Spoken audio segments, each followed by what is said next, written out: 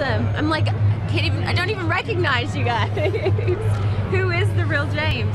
Fantastic work in this film. And I mean, I sat there in the theater, watched the film for 3 hours, but you dedicated, I'm sure, months to this film. So how did it affect you after coming off of this whirlwind experience?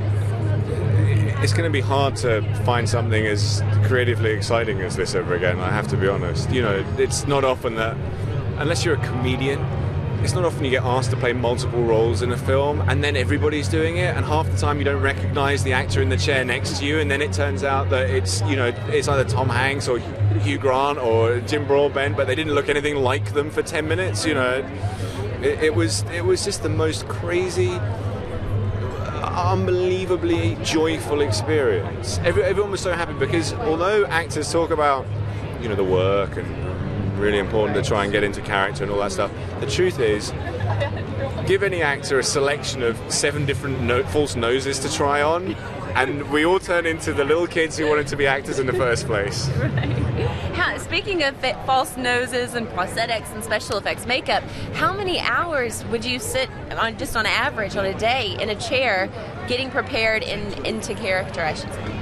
Well, in order to play the 75-year-old version of me, the first time we did that took 9 hours. That was a long day. 9, and then you still had to work after that? No, that was just a test.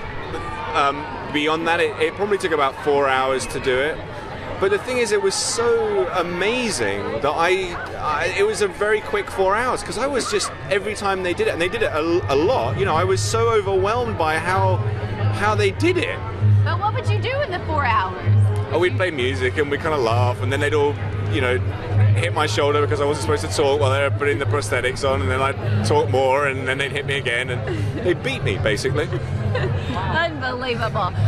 Finally, what do you say to those critics out there that are saying perhaps this film is too complex and too difficult for the general audience to really grasp and understand? What do you say to those people? I don't really have anything to say to those people. I think the film is a fantastically exciting adventure, and I think it does something new and different, and I think it affects people in a completely visceral way, in a way that a lot of films kind of don't, you know.